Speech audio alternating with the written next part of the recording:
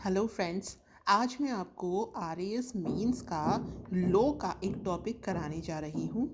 Topic का नाम है माता पिता और वरिष्ठ नागरिकों का भरण पोषण तथा कल्याण अधिनियम 2007।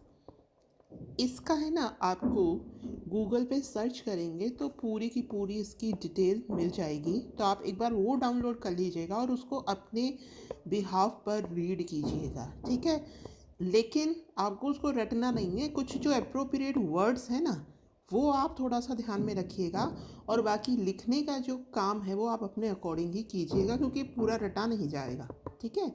यहाँ पर जो मैंने लिखा है वो भी मैंने अपने वर्ड्स में ही लिखने की कोशिश करी है। हाँ, जो नाम उसमें दिए हुए हैं इसके अधीन, इस अधिनियम के अधीन, वो मैंने वही यूज़ करे हैं, है ना। तो अब अपन चलते हैं। ये 6 अध्याय में दिया गया है। 7वां अध्याय जो है इसका वो प्रकीर्ण है।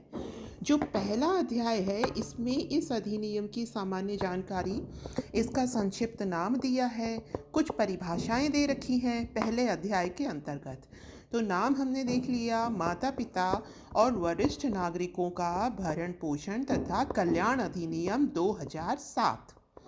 अब जम्मू कश्मीर के अलावा यह संपूर्ण देश में लागू किया गया। यह राज्य में उस तारीख को प्रवृत्त होगा जो राज्य सरकार राजपत्र में अधिसूचना द्वारा नियत करे। मतलब केंद्र ने तो अपना जारी कर दिया है ना। अब राज्य जिस दिन अपना जो पत्र है, राज्य सरकार अपने राजपत्र में जिस दिन अधिसूचना द्वारा इसको जारी करेगी, ये उस दिन से प्रवृत्त होगा। अब इसके अधीन परिभाषाएं हैं। देखिए, सबसे पहले तो आप इस टॉपिक को देखिए, यहीं से ही सोचिए कि इसमें क्या होगा, है ना। इसमें माता पिता और वरिष्ठ नागरिकों के अधिकार हैं, तो इसमें जो डेफिनेशंस आएंगी वो क्या क्या आएंगी। इसमें वरिष्ठ नागरिक आएंगे, माता पिता बताए जाएंगे। माता पिता कैसे, एक तो जो प्राकृतिक रूप से होते हैं, सोतेले होते हैं, है ना, ये इनकी होंगी। और बच्चे बताए जाएंगे, अवयस्क कौन है, संपत्ति कैसी संपत्ति, नातेदार कौन है। तो ये हम इसमें डेफिनेशंस देखेंगे। तो चलिए शुरुआत करते हैं पहले डेफिनेशन से। तो बालक, बालक कौन होगा। बालक से इस अधिनियम के अंतर्गत तात्पर्य है पुत्र, पुत्री, पौत्र, पौत्री, अव्यस्क नहीं। जो व्यस्क नहीं है वो इसके अंतर्गत नहीं आएंगे, ठीक है। वही पुत्र पुत्री नहीं है तो पौत्र पोत्री, पोता पोती आएंगे। तो बालक, जहाँ जहाँ बालक है उससे संबंध है इनका, ये ब्लड रिलेशन है। आगे चलते हैं। भरण पोषण, भरण पोषण में वृद्धजनों को किस चीज़ की आवश्यकता होगी। आहार की होगी, वस्त्र की होगी, निवास की होगी, चिकित्सीय परिचर्या की होगी और उपचार की होगी। तो जो भरण पोषण है उसके अंतर्गत केवल आहार नहीं आएगा, जो बेसिक रिक्वायरमेंट्स होती हैं। कोई भी एक लाइफ जीने के लिए जो बेसिक रिक्वायरमेंट्स है, आहार, वस्त्र, निवास, चिकित्सीय परिचर्या और उपचार, ये सारा इसके अंतर्गत आएगा। अव्यस्क, अव्यस्क कौन। आपने जो भारतीय व्यसकता अधिनियम है जो कि 1875 में आया था, इसके अंतर्गत व्यसक कौन होता है उसको डिफाइन किया गया। तो यहाँ आपको यही बताना है कि अव्यसक जिसने भारतीय व्यसकता अधिनियम के तहत व्यसकता की उम्र प्राप्त नहीं की है। मतलब व्यसकता की एक एज डिफाइंड है, अगर उसने वो एज नहीं प्राप्त करी है तो हम उस बालक को व्यसक नहीं मानेंगे। माता पिता, माता पिता हमने पहले अभी डिस्कस किया था, कौन से, जैविक, दत्तक या सोतेले, या चाहे माता पिता वरिष्ठ नागरिक हैं या नहीं। जरूरी नहीं है वरिष्ठ नागरिक हो, है ना, नहीं है तो भी ठीक है। तो इसके अंतर्गत जैविक माता पिता हो सकते हैं, दत्तक माता पिता हो सकते हैं, सोतेले हो सकते हैं। तो ये माता पिता की डेफिनेशंस के अंतर्गत आ सकता है। एक्चुअल में 2 नंबर का क्वेश्चन आ सकता है कि इस अधिनियम के तहत बालक या अव्यस्क को परिभाषित करो, ठीक है। तो वो एक एक लाइन में हमें इसकी परिभाषाएं देनी होती हैं। संपत्ति कैसी संपत्ति होगी। जंगम हो सकती है, स्थावर, पैतृक या स्वयं अर्जित करी हुई। मूर्तियाँ अमूर्त, मूर्त भी हो सकती है, घर वर हो सकता है, अमूर्त आपका पैसा या कुछ और हो सकता है, शेयर्स वगैरह, है ना। तो ये आपकी संपत्ति जो उनके पास थी, जो आगे उनके पुत्र को या किसी और को प्राप्त हो रही है, नातेदार को। आगे है नातेदार। अब नातेदार निसंतान वरिष्ठ नागरिक का विधिक वारिस, मतलब कि उसके खुद के कोई बच्चा नहीं है, लेकिन विधिक है जो उसका वारिस है, अपनी खुद की संतान ना होने की अवस्था में वो उसका नातेदार कहलाएगा, मतलब उसको प्रॉपर्टी मिलने वाली है तो वो नातेदार है, लेकिन उसके रिगार्डिंग उसकी भी तो कुछ जिम्मेदारी है, कुछ रिस्पॉन्सिबिलिटी है, तो इसलिए इस अधिनियम में नातेदार शब्द भी आएगा। वरिष्ठ नागरिक ये क्या होंगे? नागरिक होंगे जिनकी आयु क्या होगी? 60 वर्ष से अधिक होगी। आगे चलते हैं। ये हमने देख ली डेफिनेशन। अब है संघ राज्य क्षेत्र के लिए राज्य सरकार उसके प्रशासक अभिप्रेत है। ठीक है, मतलब संघ राज्य क्षेत्र के लिए, मतलब कहने का ये है कि संघ जो यूनियन टेरिटरीज है वहाँ पर ये किसकी रिस्पॉन्सिबिलिटी होगी? यहाँ पर तो अपनी जो राज्य सरकार है वो ये काम करेगी, अधिसूचना द्वारा राजपत्र में प्रकाशित करेगी, उस दिन से प्रवृत्त होगा।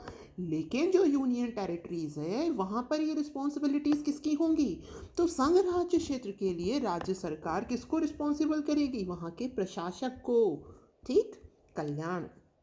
अब हमें कल्याण करना है वृद्धजनों का, तो कल्याण के तहत आहार, स्वास्थ्य देखभाल, आमोद प्रमोद के साधन और अन्य सुख सुविधाओं की व्यवस्था करना। देखिए, यहाँ हमने भरण पोषण की बात करी थी। भरण पोषण और कल्याण में अंतर है। भरण पोषण में तो जो बिल्कुल बेसिक रिक्वायरमेंट्स है, खाना है, कपड़ा है, चिकित्सीय सुविधा है। कल्याण में हम स्वास्थ्य देखभाल ठीक तरीके से, उनके आमोद प्रमोद का भी ध्यान रखेंगे, जो अन्य सुख सुविधाएं हैं, घूमना फिराना, उसका भी ध्यान रखेंगे। तो भरण पोषण और कल्याण में यह अंतर याद रखिएगा। अध्याय 2 माता पिता और वरिष्ठ नागरिकों का भरण पोषण, इससे संबंधित है। कोई वरिष्ठ नागरिक जो स्वयं का भरण पोषण करने में असमर्थ है, मतलब भरण पोषण के बारे में बताया गया है। तो सबसे पहले हम देखते हैं कि वरिष्ठ नागरिक भरण पोषण की जरूरत किसे है? वो वरिष्ठ नागरिक या माता पिता जो स्वयं का भरण पोषण करने में असमर्थ हैं।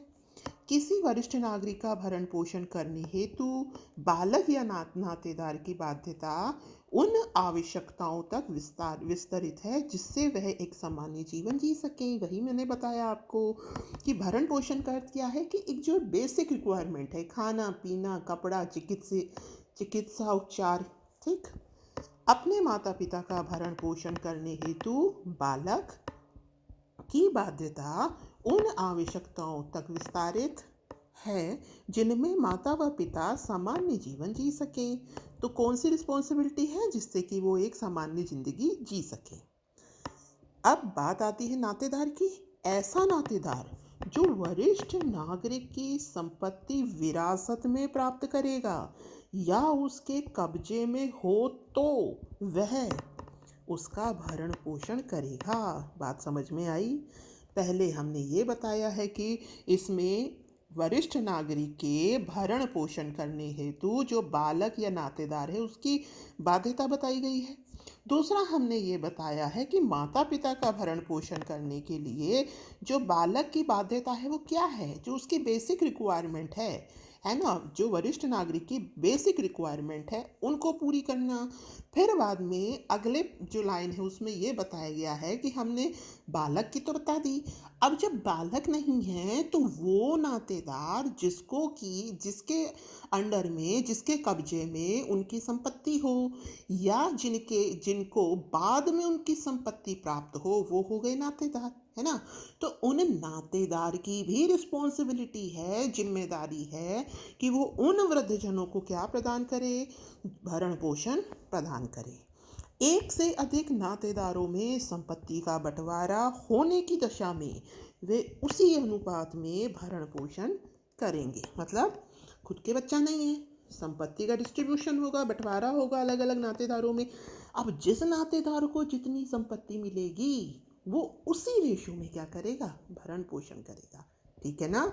तो पहले अध्याय में हमने क्या बताई, डेफिनेशन बताई, जो अधिनियम है उसकी शॉर्ट फॉर्म बताई, और उसके अलावा अब जो दूसरा था उसके अंतर्गत हमने माता पिता और वरिष्ठ नागरिकों का भरण पोषण बताया, बालक के संदर्भ में, नातेदार के संदर्भ में, और खुद माता पिता के और वरिष्ठ नागरिक के संदर्भ में।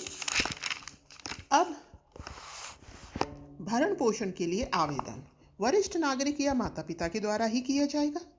अगर वो अशक्त की अवस्था में है तो कोई अन्य व्यक्ति या संगठन आवेदन कर सकता है। जो अधिकरण है ना, अधिकरण बनाया गया है इस हेतु, तो अधिकरण स्वयं प्रेरणा से भी संज्ञान ले सकता है। भरण पोषण की कार्यवाही लंबित रहने के दौरान बालक या नातेदार को भरण पोषण हेतु मासिक भत्ता देने का आदेश रहेगा। मतलब हमने एक अधिकरण बना रखा है ना। ये अधिकरण क्या करता है, इसी अधिनियम का क्या करता है, मतलब लागू कराता है। ठीक है।